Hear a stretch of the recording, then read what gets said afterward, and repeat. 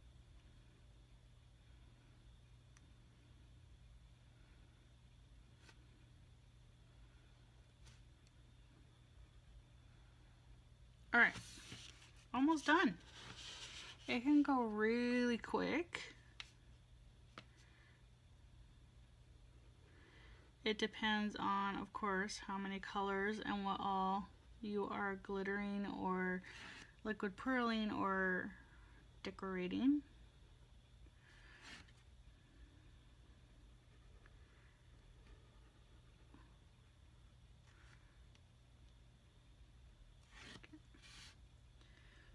Almost to the darker green. But before we do the darker green, I'm gonna finish the yellow. Yellow, yellow, yellow. Yellow, yellow, yellow. Alright, I'm gonna scoot it around again. And accidentally glitter my table. But it comes right off. This one's almost out. I do use it a lot on things. I think the last one I did used a lot of yellow.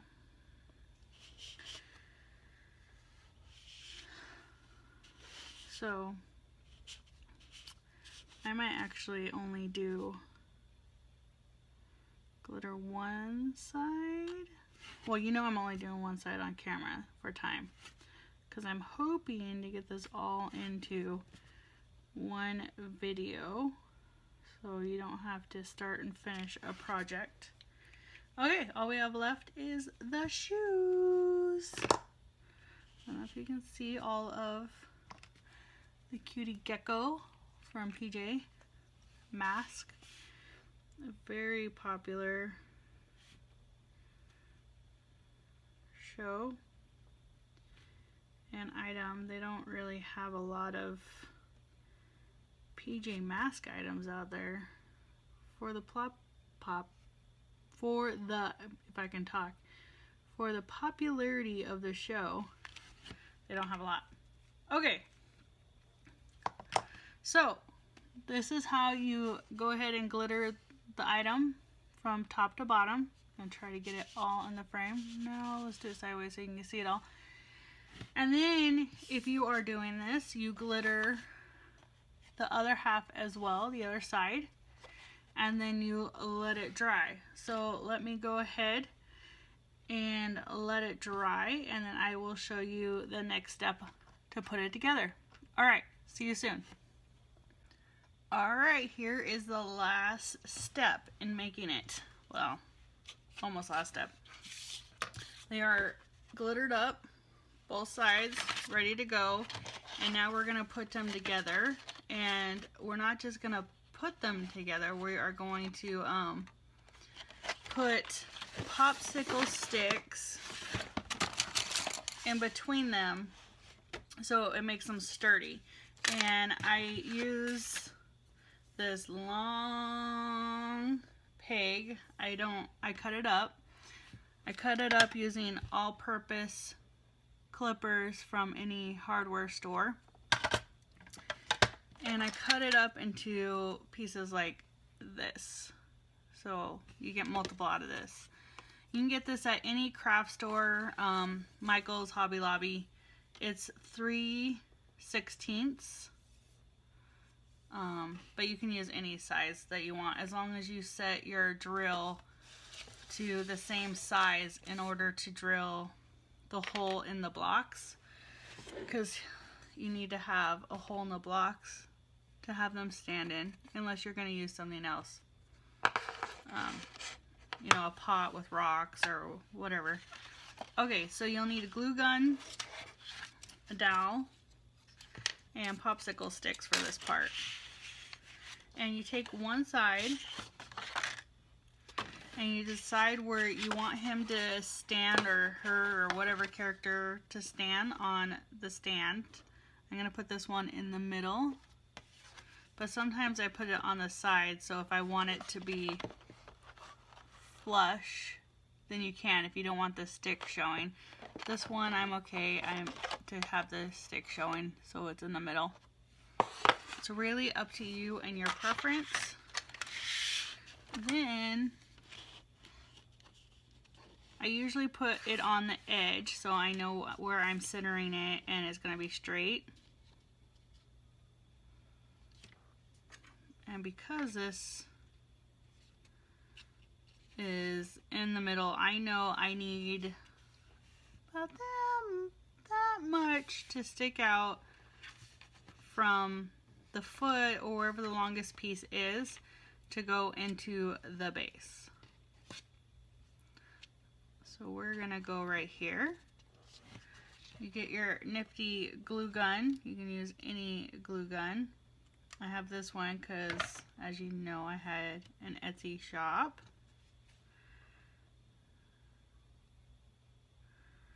And that's not gonna... Okay. Set it down. You wait for it to dry.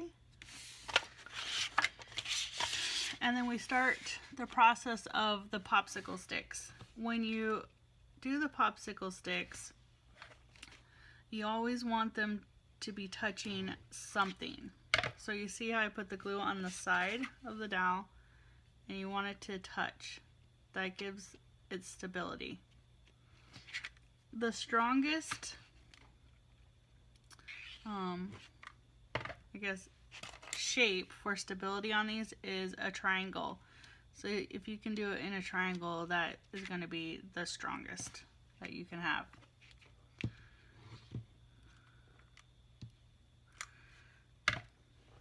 And you just start putting the popsicles. You want to leave room because we're going to put this together with the back, and so you want to make sure that you leave room around the edges so it can close. Now, just putting one line up is not going to make it stable. You have all these other side edges that you can see are bending.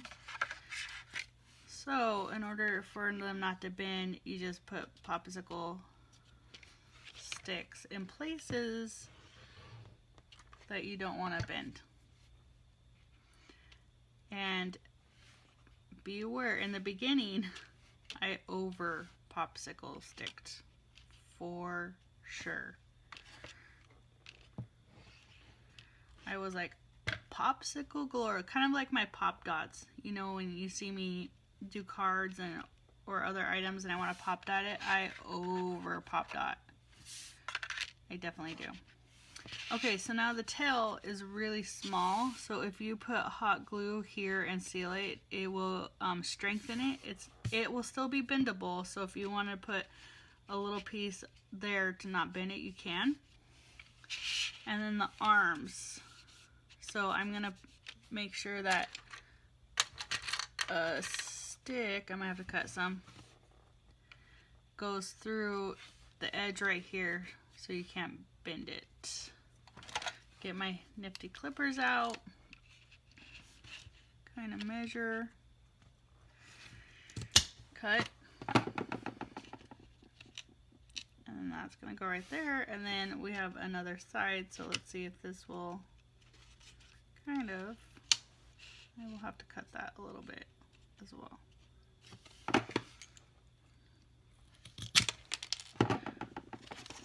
Whew, that one flew, didn't it? There we go. Alright, and then I'm gonna put those back, and then we glue that. Sorry, that was probably loud.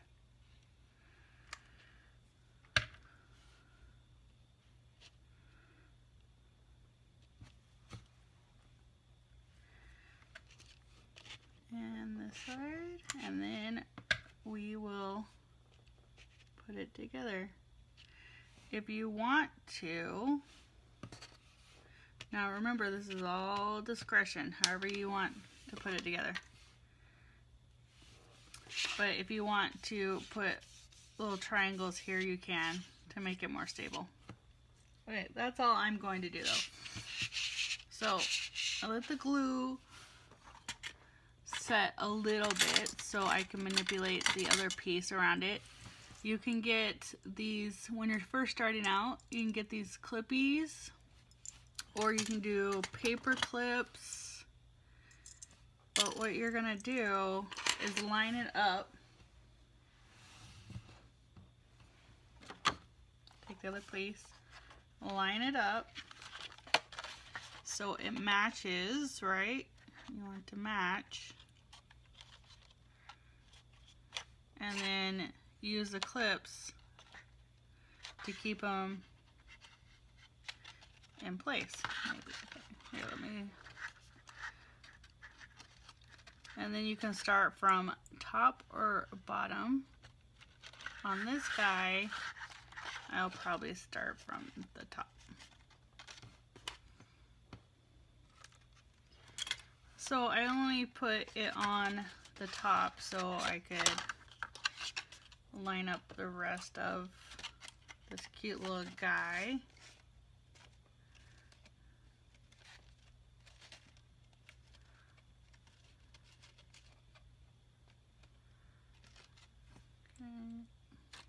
Okay.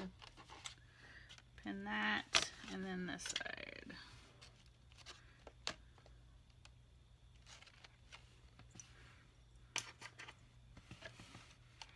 So you can do this without clipping it if you have a good eye and you've been doing it for a while.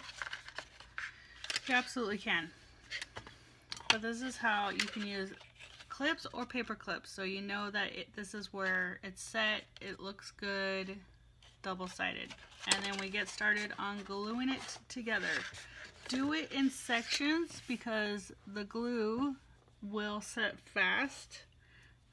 And it depends on the weather too. Like if it's cold or if your air conditioning is on, it sets faster.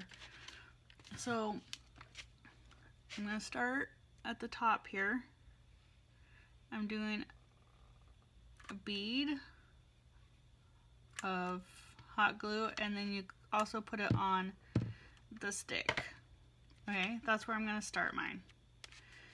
And then you smush, that's a technical term. Smush it together. I like my edges to be closed completely. I don't know if you can see that. See how you cannot see in? You can't see the glue, you can't see the sticks. That's how I like mine to look. Everybody's different. How many people actually look at the top of the centerpiece? Probably not very many. But I don't want them to look at the side and be like, you can see a gap. I don't want them to do that either. But everything is to your discretion. This is your piece of creativity. And then now I have it started. I take off all the clips and I lift it up and I just start going down. I usually go, depending on the image, some people can do a 12-foot all at once. I am not that quick. So I will go to a crease because it's harder to get into the creases. If you don't just go right past it, it's easier. So just smush it down. Remember, I put it all the way around. I put it on the sticks. Smush, do the smush technique till it's all sealed is what I do. And then I move on. I do the appendages last. It's easier if you just do the hot glue. I don't know if you can see it. Hot glue right past the appendage. We're going to do that right here too. Right past the appendage down. It's easier to do the appendage separately than trying to get it all lined up and then still make the other glue in time. And I just got hot glue all over it, squeezed out. So if you don't put it far enough away from the edge, it's a fine we're gonna say fine line, on where to put the hot glue, because you want it close enough to the edge that it will seal, close enough, but far enough away that it doesn't squish out. And trust me, it was very hot, very, very, very hot glue all over you for your table. All right, so we keep going down. I'm gonna do that again with the tail.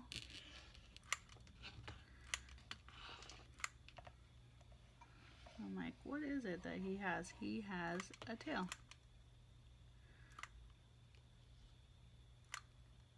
Okay. And the dowel will make things, it will make the paper stick up, so you can only smush so close to the paper, or to the dowel, sorry. You can only smush so much down as closer you get to the dowel, because the dowel's thick. Uh-oh, I knocked my camera, sorry. Sorry about that. Hopefully that didn't make anybody sick. This little guy is bigger than I think. Alright, I'll show you in a minute. You can see I have the tail, and then I have the little arm. And here is the dowel part. So you see how it's up a little bit, but it's sitting in a base or something, so people will not see that. Don't worry. And then all we have left is the appendages. And I do each one separately.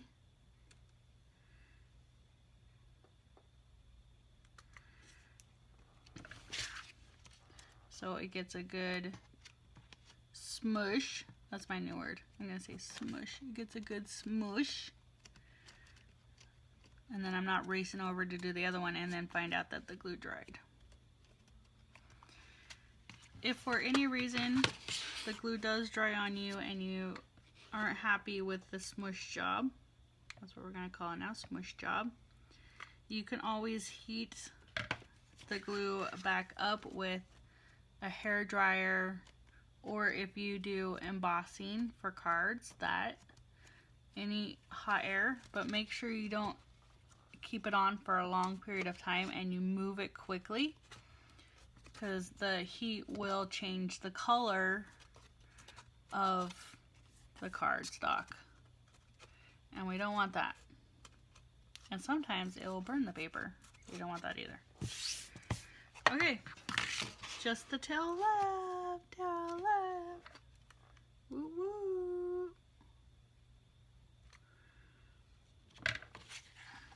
And smush, smush, smush.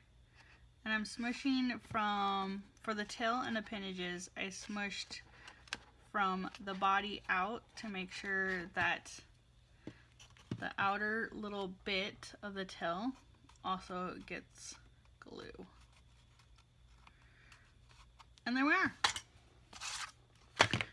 A beautiful gecko PJ Masks centerpiece. That is how you do it from the beginning to the end. Here's a centerpiece. You get these blocks, or you can put it, you can do a longer stick and you can put it in a flower pot with pebbles or whatever. But I got these blocks, you can get them at Michael's or Hobby Lobby. And then I just drilled the same 3/16 right in to the block, so he, or whatever piece I was doing, would sit right into it. Sits right into it. Alright? And that is it.